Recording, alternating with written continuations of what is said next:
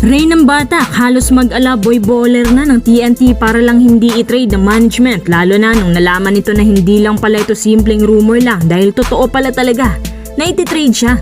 Masayang masaya si ng Batak nung bumida siya sa laban nila kontra Macau Black Bears dahil sa kanyang heroics na parang pinakita daw niyang worth niya sa team at dapat pa siyang hawakan nito.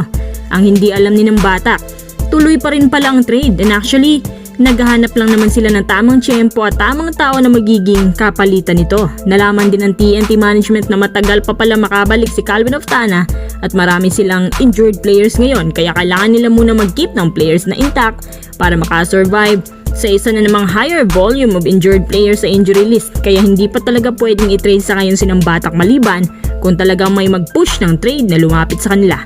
Tanong pala, anong nangyayari dun sa Joshua Monson kapalit si ng Batak? Bakit di daw natuloy? Hindi pumayag ang Titan Ultra sa pinabibigay ng TNT si Ray ng Batak kasama si Kevin Ferrer. Pinagsamang injury prone daw kasi ang kapalit, ayaw ng Titan Ultra maisahan at ayaw pa daw nilang bitawan na nag-iisang star player nila lalo pat malapit na raw ang kanilang redemption na gagawin. Balita ko kasi nakabingwit na isang backer ang Titan Ultra na susuporta sa kanilang campaign na isang bilyonaryong posibleng bumili ng kanilang franchise para maging isang co-owner. Baka ayaw na niyang bilhin kung wala ng star players kasi syempre, ano pang silbi ng prangkisa kung wala ng laman? At sa palagay din ng Titan Ultra hindi ito patas. Ngayon, base sa obserbasyon ng TNT sa ginawa ni ng Batak sa Endgame versus Macau, baka pwede pang magtagal na isang conference. Mapagbigay naman ng TNT ngayon, bibigyan nila ng chance yan, pero under observation na. Kapag may nakita ang TNT na isang player na pwede na maging kapalit ni ng Batak na better player, hindi na sila mag-aalangan. Sa ngayon, pwede pang magpakasiya si ng Batak, pero kung ako sa kanya, habang hinahanapan pa siya na magiging kapalitan, dapat ipakita niya kanyang worth na hindi lang dahil malapit na siyang i-trade, yung pambuhis buhay na talaga every game. Yung mga efforts niya, lalo na sa shooting, bigyan ng quality lahat ng gagawin niya kasi konting kembot lang, pwede siyang mawala sa TNT anytime. Kay Soto, malungkot sa naging komento ng mga Pinoy sa kanya ngayon dahil sa kanyang desisyon sa buhay na iba doon sa inaasahan ng mga Pinoy. Ang daming mga former PBA players at libo-libong netizens ang nagsabi na tumulong ka kay Soto sa Gilas. Bakit naiki-practice daw siya sa ibang basketball team pero ayaw namang maglaro ng totoong game. Wala namang komento si Coach Tim tungkol dito kasing akala niya hanggang ngayon injured pa rin siya.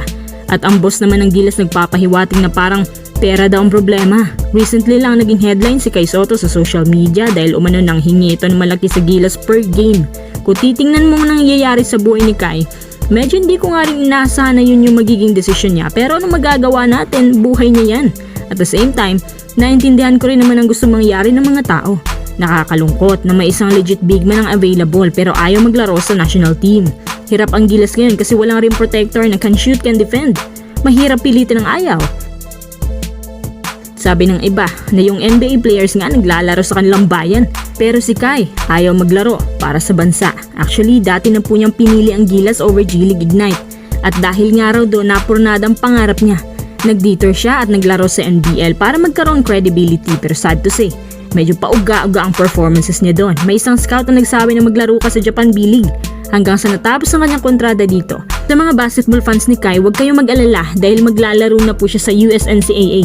Ang sabi nila, ito daw ang perfect na tulay para makapasok sa NBA pero hindi naman ibig sabihin na si Kai makakapaglaro na dito. 100% guaranteed na may kukuha na sa kanya sa NBA. Of course, marami pa din siya pagdadaanan na actually, kung titingnan mo kanyang katawan ngayon, out of shape talaga siya. Pero kung porsigido talaga, kaya pa yan. Kung may ibang Pinoy na ayaw sa kanya, opinion nila yan. Importante, going for redemption na si Kai.